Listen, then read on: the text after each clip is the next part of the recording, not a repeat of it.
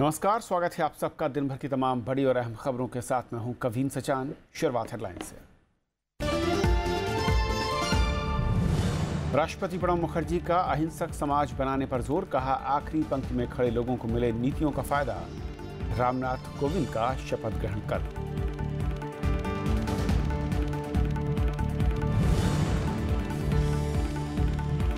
लोकसभा से कांग्रेस के 6 सांसद निलंबित, नहीं ले सकेंगे 5 दिन कार्रवाई में हिस्सा। भीड़ की हिंसा पर चर्चा की मांग के दौरान हुआ अवरोध।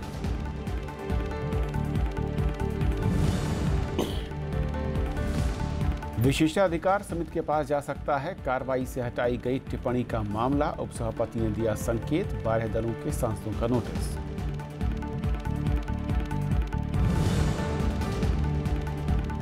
इराक में लापता 39 भारतीयों के बारे में नहीं है पुख्ता जानकारी। भारत दौरे पर इराक के विदेश मंत्री का बयान, खोजने में मदद का वादा।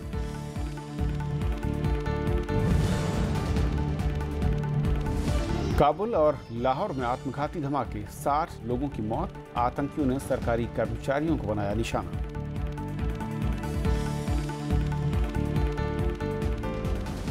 और आइए देखते हैं पहली खबर।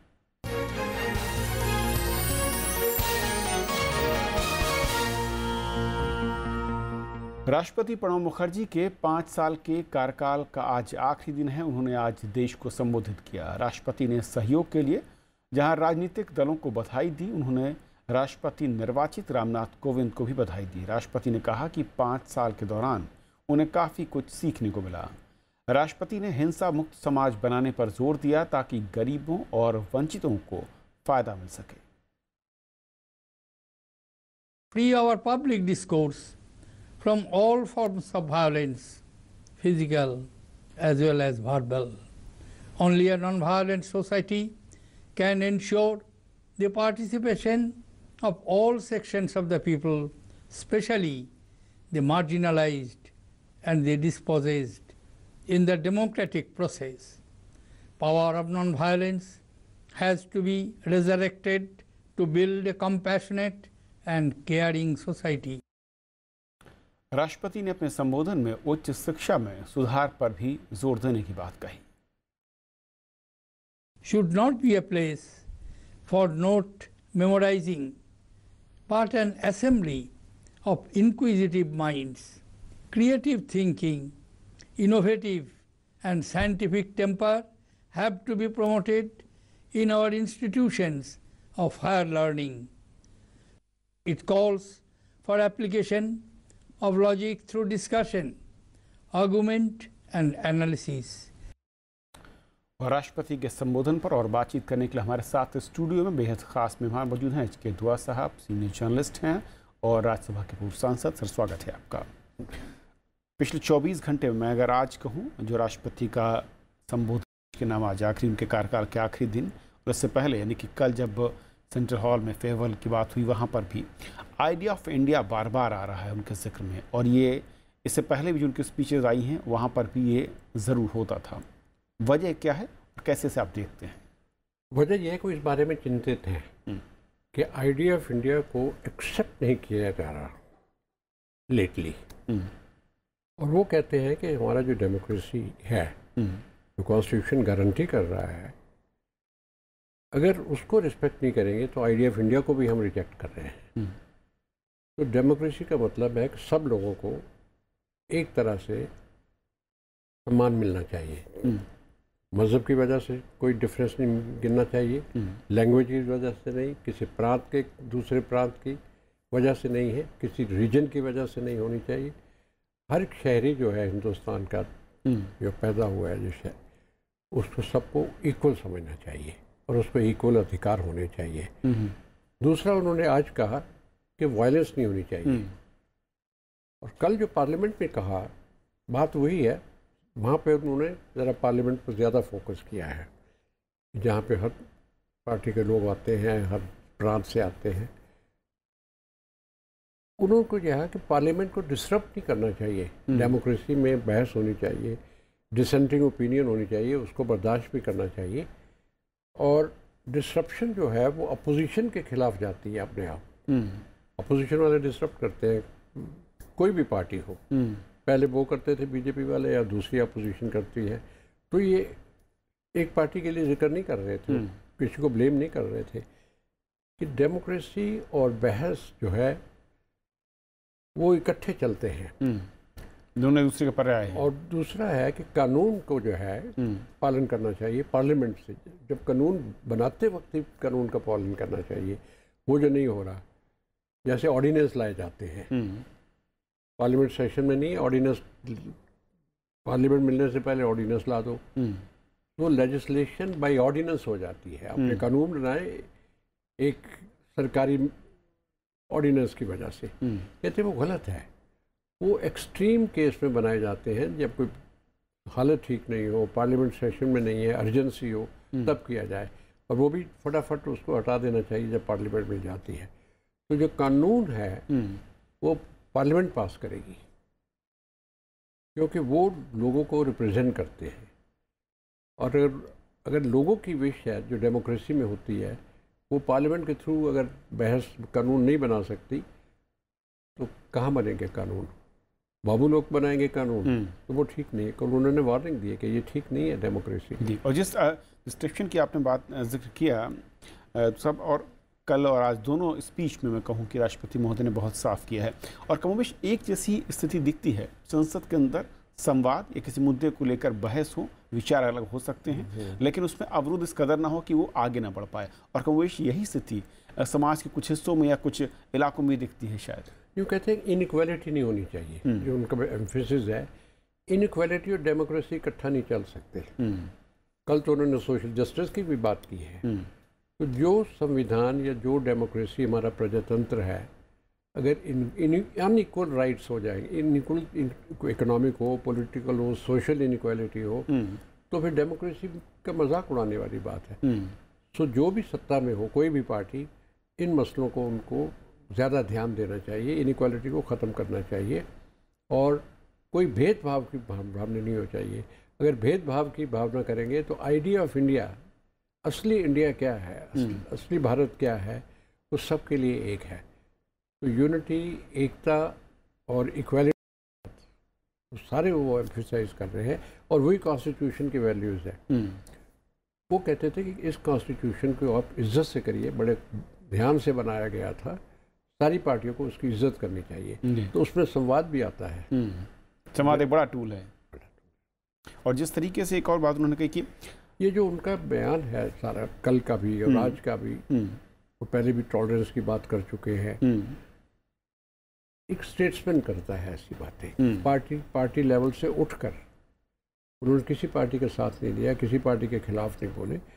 जो मूल्य तरीके में जो असूल हैं डेमोक्रेसी के, और पार्लियामेंट्री डेमोक्रेसी जो हिंदुस्तान में ली है, उसको पक्का करने के लिए कह रहे हैं, कमज़ोर करने के लिए वो कह रहे हैं कोई ऐसे कदम ना लाए जो डेमोक्रेसी कमज़ोर हो जाए।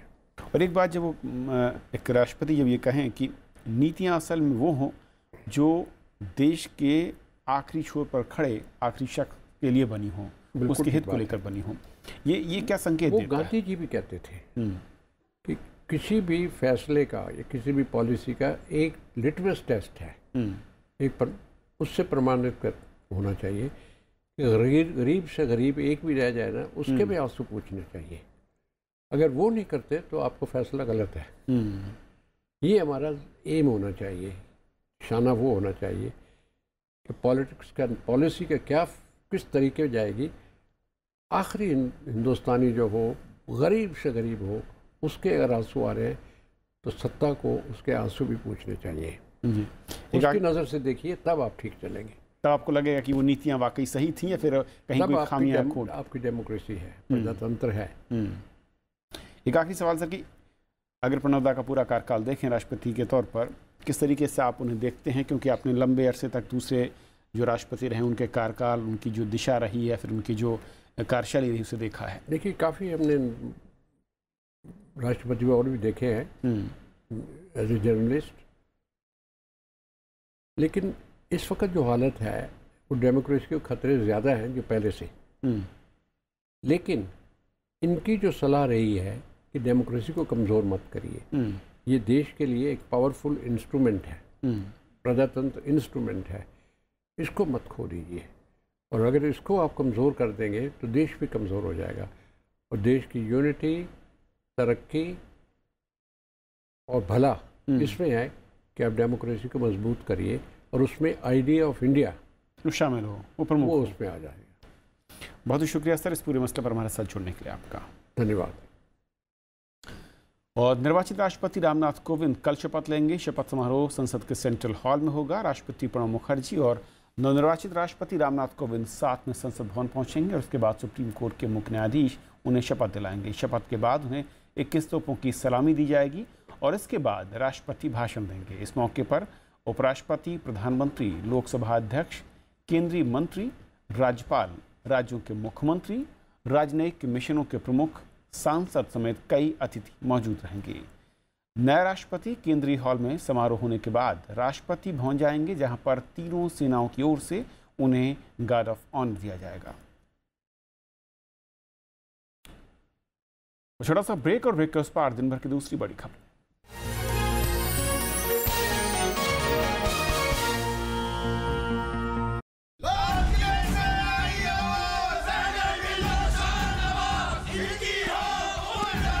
The safety, honor and welfare of your country comes first. Run! Your own ease and comfort will come last.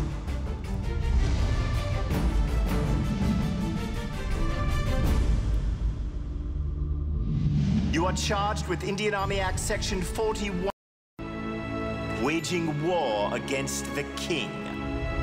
Fire! रात दिन अपने सीने विच वजदी आजादी दे राग नूं बंद कर ला। सब तो पहला मैं हिंदुस्तानी हाँ।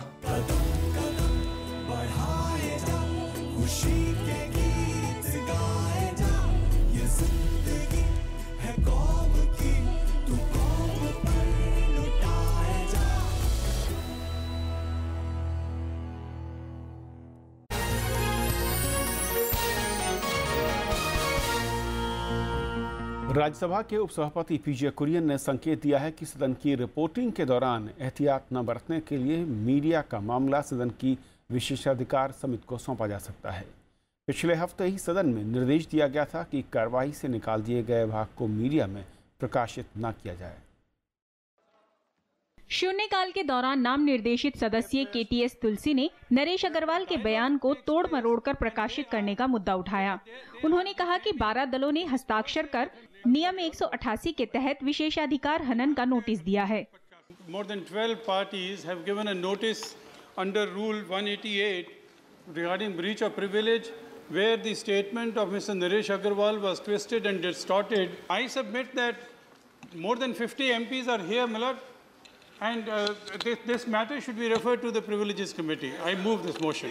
उपसभापति पीजे कुरियन ने इस पर कहा कि अगर सदस्य के बयान को गलत तरीके से प्रकाशित किया गया है तो ये उसके विशेषाधिकार का हनन है। Media should not report anything that has been expunged in the House. I said that, but yet it was reported. It was said that there is reporting and misreporting, and also when members make some speech, if it is distorted or threatened. See that. Yes, that amounts to the breach of privilege, and your notice, especially when it is signed by more than 50 people, and if it refers to distortion of what is said in the House, will be referred to Privilege Committee. Samajwadi party सांसद नरेश अग्रवाल ने 20 जुलाई को दलितों और अल्पसंख्यकों के खिलाफ बढ़ती हिंसा पर चर्चा के दौरान सदन में बयान दिया था। सत्ता पक्ष की आपत्ति के बाद इस भाग को सदन की कार्यवाही से हटा दिया गया था। कृति मिश्रा, राज्यसभा टीवी। चमड़ा उत्पादों की ट्रेनिंग से जुड़े एफडीडीआई संस्थान को राष्ट्रीय महत्व के संस्थान के तौर पर स्थापित करने से जुड़ा विधेयक आज राज्यसभा में पारित हो गया। केंद्रीय वाणिज्य मंत्री निर्मला सीतारमण ने बताया कि इसके तहत 2012 से दी गई डिग्रियों को मान्यता मिल जाएगी, जिससे छात्रों को बड़ी राहत मिलेगी। उन्होंने चमड़े की कमी पर विपक्ष के आरोपों को खारिज करते हुए कहा कि देश में अब वैध तरीके से ही चमड़े का कारोबार होगा। Those who please say no. I think the bill is passed. Footwear design and development institute bill 2017 को सोमवार को राज्यसभा ने भी मंजूरी दे दी। बिल के कानून बनते ही एफडीडीआई विश्वविद्यालय के तौर पर खुद छात्रों को डिग्री दे सकेगा। राष्ट्रीय महत्व के संस्थान का दर्जा मिलने के बाद इसे किसी विश्वविद्यालय से संबद्धता लेने की जरूरत नहीं रहेगी। उन्होंने इस विधेयक पर चर्चा के दौरान चमड़े की कमी, बूचड़खानों को जबरन बंद कराए जाने के सवालों के जवाब भी दिए। गलत अनरिकॉग्नाइज्ड इलीगल सेंटर से लेदर मिलना नहीं चाहिए, इसीलिए इसको रेगुलेट करने का कोशिश हो रही है। ये कोशिश नहीं हो रही है कि लेदर को बंदी करो। हम बोल रहे हैं कि जो नीति के तहत, जो एक्सटेंट नीति के तहत होना है वो होने देना। इससे पहले बिल पर चर्चा के दौरान देश में चमड़े की उपलब्धता को लेकर उत्पादन और निर्यात में आई गिरावट पर सवाल उठे। ये लेदर मैन्युफैक्चरिंग का क्वांटम कम होता जा रहा है, उद्योग भी बंद होते जा रहे हैं। इसमें एक कारण तो पोल्यूशन कंट्रोल की वजह से जगह जगह पर उद्योग बंद। फुटवेयर डिज़ाइन एंड डेवलपमेंट के बारे में जो इंस्टीट्यूट बन रहा है, अच्छी बात है। कॉमर्स मिनिस्ट्री इसको इनिशिएट कर रही है, इसको एक रूप दे रही है। मगर ऐसे विश्वविद्यालय अलग अलग मंत्रालयों के द्वारा नियंत्रित हो या ह्यूमन रिसोर्स डेवलपमेंट के द्वारा, ये मैं मानता हूँ कि कभी न कभी हम सभी को सोचना पड़ेगा। In effect, the hurried decision making has snatched away the livelihoods of many people, including those in the labor industry, in the leather industry. The highly labor-intensive industry has been affected by demonetization. देश के 12 संस्थानों को राष्ट्रीय महत्व के संस्थान का दर्जा देने वाला ये विधेयक पिछले सत्र में लोकसभा से पारित हो चुका है।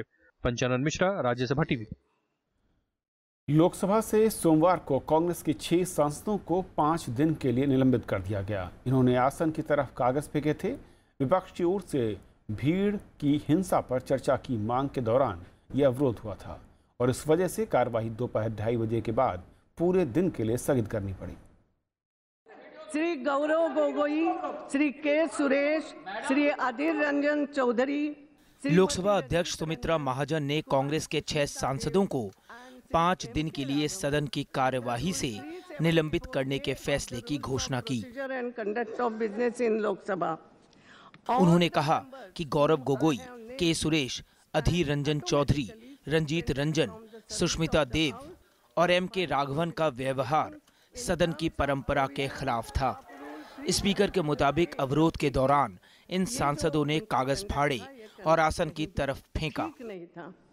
This conduct of members is highly unbecoming and an abuse of the rules of the House, which seeks to undermine the dignity of the House. These members, by persistently and willfully obstructing the business of the House, have caused grave disorder. दरअसल सोमवार को कार्यवाही शुरू होते ही कांग्रेस समेत कई दलों ने कथित गौ रक्षकों की हिंसा का मामला उठाया था। निलंबित सांसदों का कहना है कि वो इस मुद्दे पर विरोध जारी रखेंगे। करके मॉब लिंचिंग एक वाइटल मुद्दा है देश के लिए, उसके डिस्कशन के लिए नारे लगा रहे थे। अगर नारा लगाना सस्पेंशन करना है तो सर आंखों पर। कांग्रेस पार्टी ने भीड़ की हिंसा के मुद्दे पर प्रश्नकाल स्थगित कर चर्चा के लिए स्थगन प्रस्ताव दिया था, लेकिन स्थगन प्रस्ताव खारिज हो गया। अल्पसंख्यक, दलित, महिलाएं और कमजोर वर्ग के लोगों को एक भय और आतंक का वातावरण में रहना पड़ा है और ये सरकार ऐसी बर्बर और शर्मनाक हत्याओं को रोकने में पूरी तरह असफल हो गई है। जब से बीजेपी का सरकार हुकूमत में आए हैं, सारा देश में ये गोरक्षक तांडव कर रहे हैं। मैडम प्रधानमंत्री बोलते हैं लेकिन कोई सुनता नहीं है। संसदीय कार्य मंत्री अनंत कुमार ने कांग्रेस सांसदों के व्यवहार की निंदा की। कांग्रेस पार्टी के नेताओं से हम अपेक्षा नहीं कर सकते हैं वो ऐसे दुर्व्यवहार करे, ऐसे असंसदीय व्यवहार करे, ऐसे कागज उसको छीन करके वो फेंके, इसका पूरा निंदन करते हैं। स्पीकर ने कहा कि वो चर्चा कराने के लिए तैयार हैं, लेकिन इसके लिए प्रश्नकाल को स्थगित नहीं किया जाएगा। रविंद्र सिंह शोरान के साथ प्रणब गोस्वामी, राज्यसभा टीवी।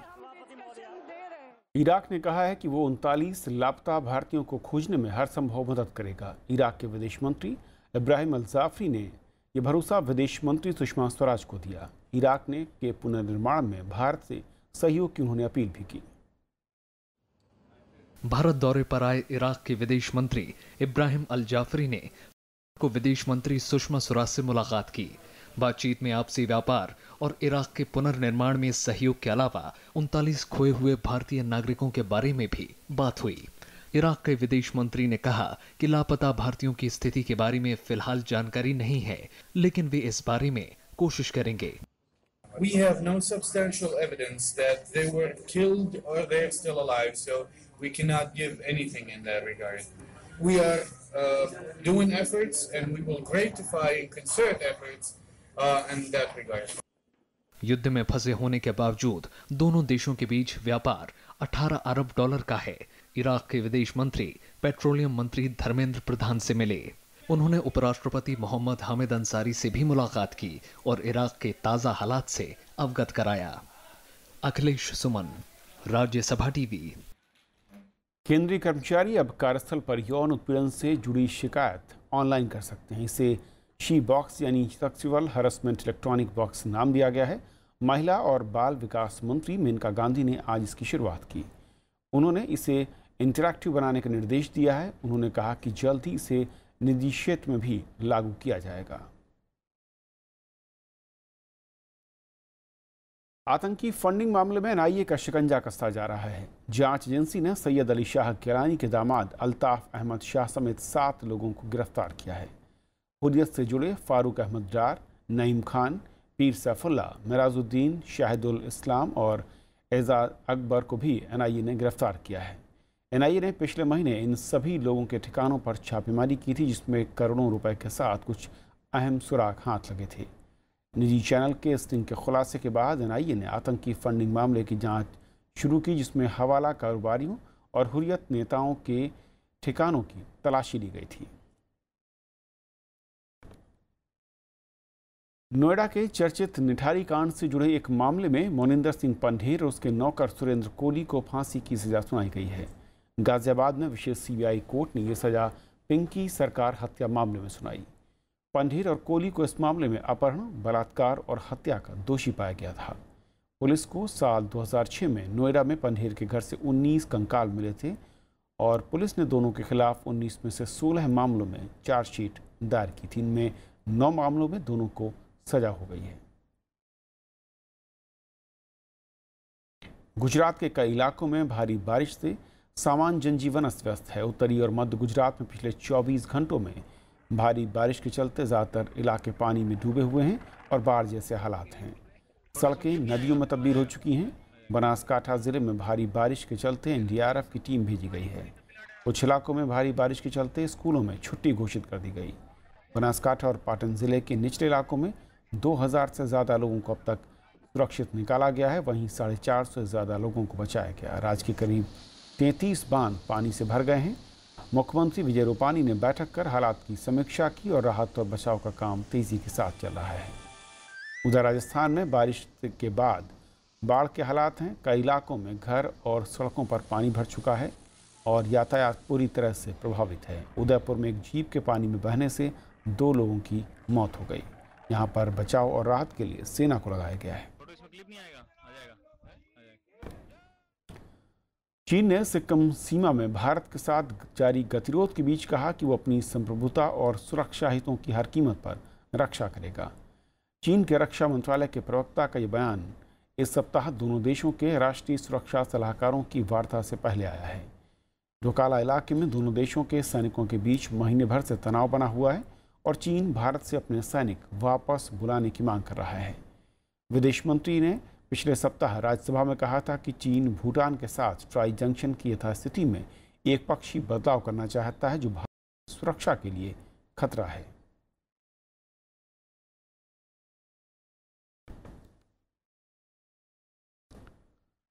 अफगानिस्तान की राजधानी काबुल आज सुबह धमाके से दहल गई। पश्चिमी काबुल में सरकारी कर्मचारियों को ले जा रही एक बस पर आत्मघाती हमला हुआ, जिसमें 35 लोगों की मौत हो गई और 42 से ज़्यादा लोग घायल हुए। गृह मंत्रालय के मुताबिक सुबह भीड़भाड़ के वक्त खनन मंत्रालय के कर्मचारियों को ले जा रही बस को एक कार बम से निशाना बनाया गया। आतंकी संगठन तालिबान ने इस हमले की जिम्मेदारी ली है।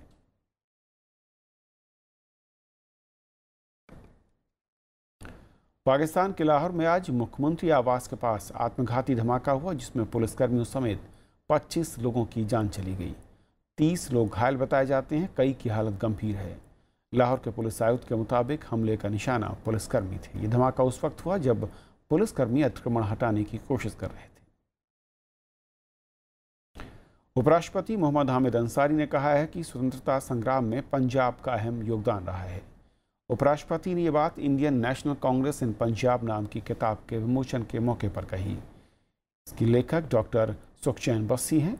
उपराष्ट्रपति मोहम्मद हामिद अंसारी ने आज़ादी के आंदोलन में महात्मा गांधी के योगदान को भी याद किया। उन्होंने कहा कि महात्मा गांधी के कांग्रेस में आने के बाद ये जन आंदोलन में तब्दील हो गया।